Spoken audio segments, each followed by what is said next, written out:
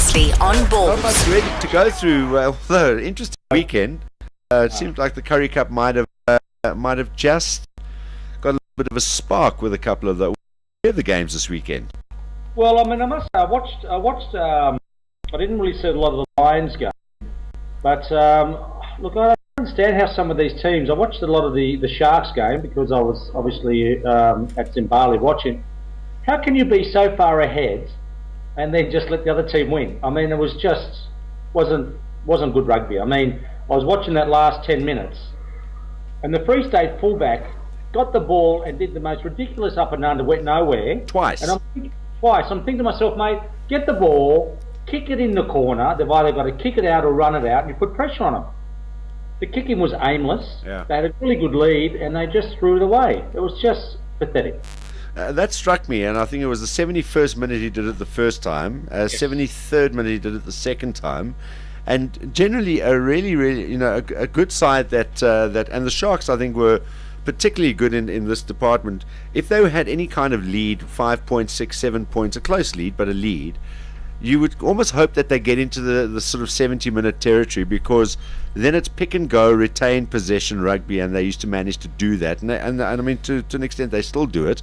Although on the 78th minute, when they got the ball, I can't remember who it was, but he tried to grab ahead as well and gave away possession, and they're only a few points ahead. Yeah, but Darren, the game of rugby is, you kick the ball away, you can't score.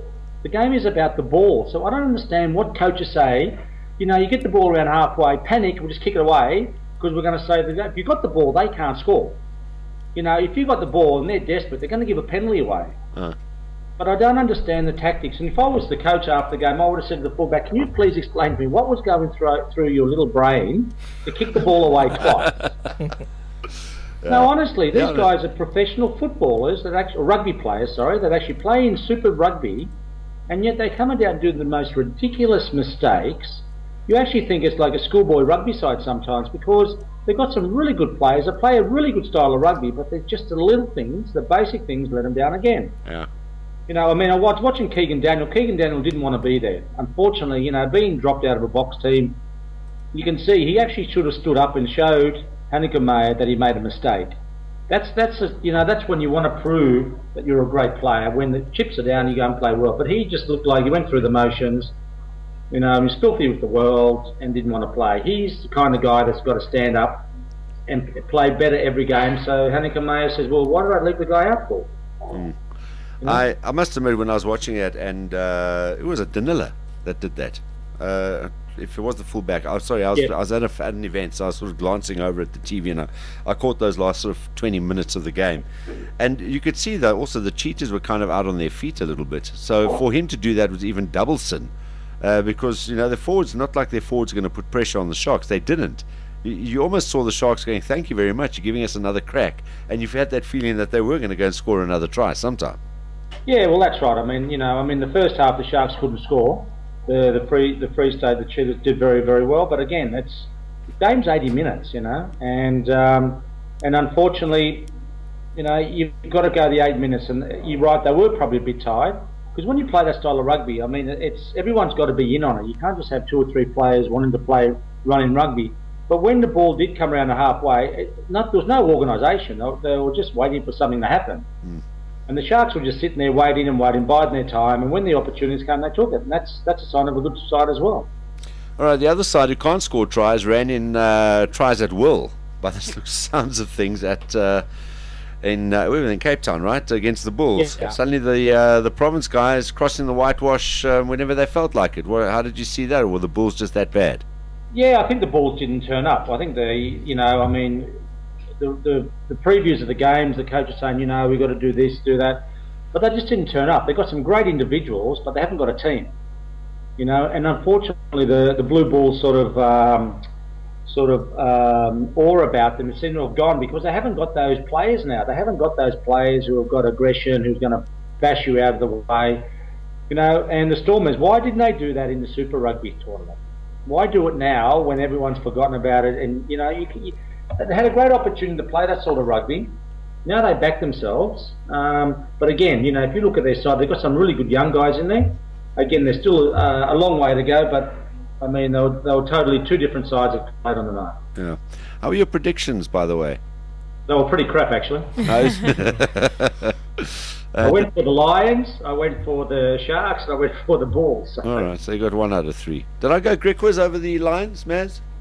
I know you went Ballz. Yeah, no, I went Bulls by 2. First time I ever went against my team, Yeah. and I got it. All right. I must say, I was actually watching Carp Lunch last night. You actually look better once you've had a shave, mate. You looked pretty ordinary last night on TV. I did have a shave. You sure? No, there you have. Last night you did look like... I just shaved this morning. Anyway, I didn't know they were going to see. I don't know where those cameras are going to be. So yeah. Yeah. Now listen, this weekend we got the Wallabies in the Castle Championship. That carries on again in Perth. In Perth, where we haven't really won before. I think you guys have beaten us every time we've played there. No, I think there's a couple that you guys have snuck in, but Close. there's not a lot of enthusiasm. After what happened against Argentina, I must admit, everyone I bump into is like a little bit worried. It's probably just as well that we're running into the Wallabies and not the All Blacks now after that performance against Argentina. Well, I think you got two desperate sides playing on Saturday. Very, very desperate. Deans is under the pump. He's got 4 games to prove himself. You've got Hanneke Meyer in a rugby religious country. Everybody's up for his head because there's no game playing B.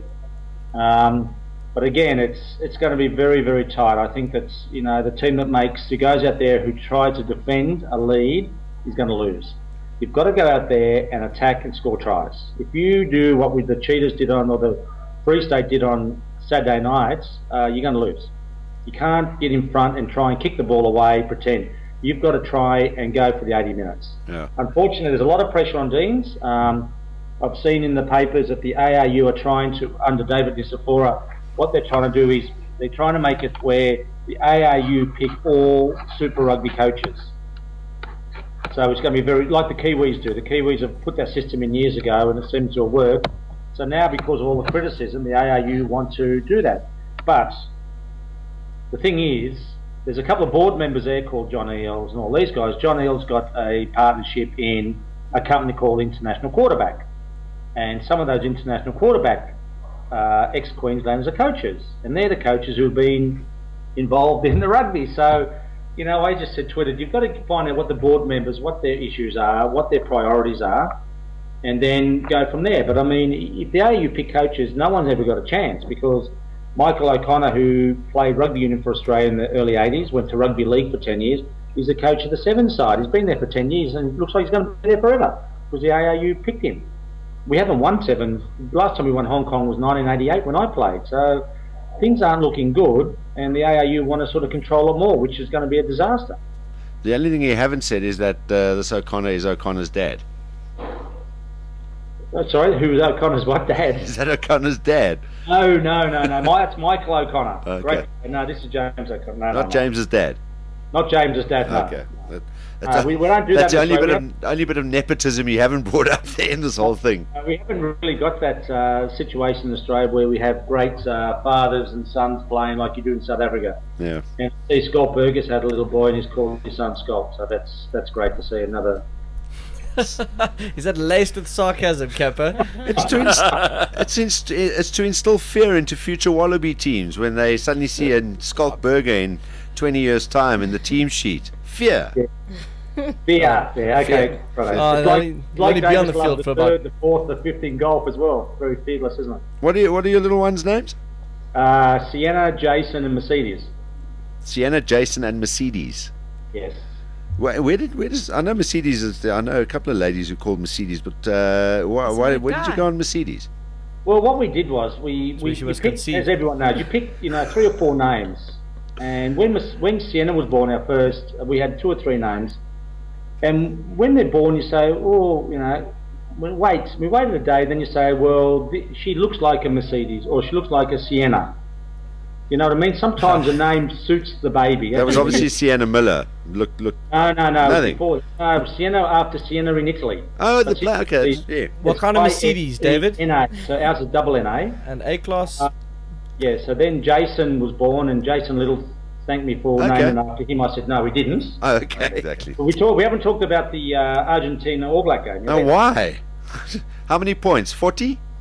No, well, it's interesting where the Argentinians came out and said, we're going to, hopefully we get treated like a serious rugby team now, because not the underdogs. And the thing is that the Argentinians are a team that, as we said, they're very, very good at sport. They don't really play rugby. They actually wait for you to make mistakes. And it's going to be very interesting to see how they go at the breakdown, because the All Blacks skill factor is so good at the moment.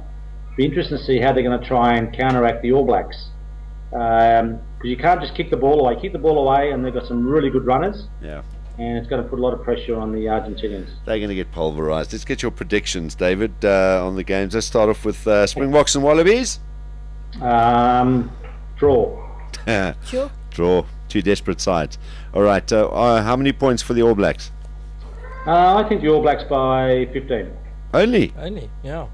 Well, I mean, Argentina... Well, actually, it's hard because Argentina will turn up, especially in Dunedin where it's freezing. But remember, half those Argentinians play in France, eh?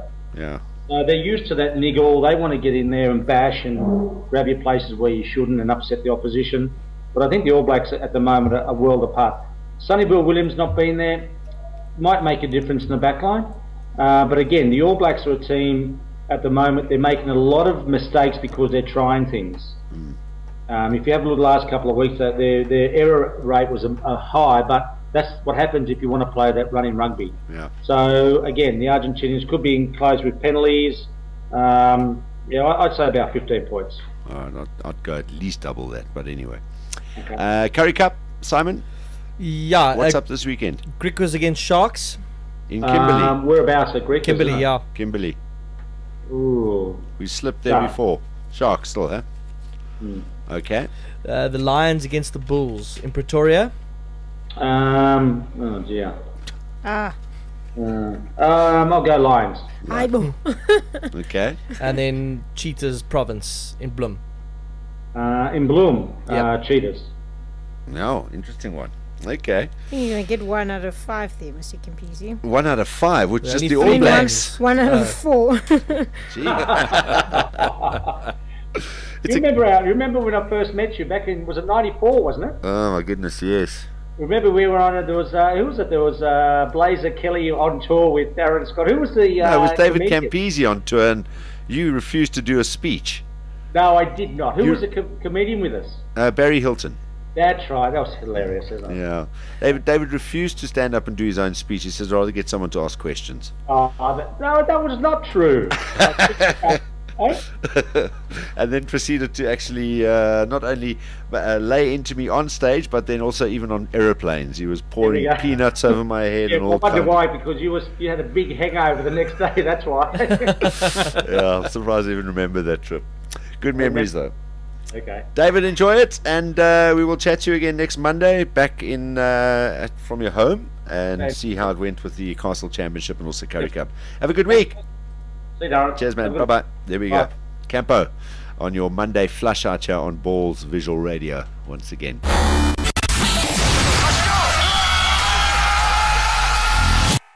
2 p.m. to 6 p.m. Mondays to Fridays live on balls.co.za. Balls.co.za.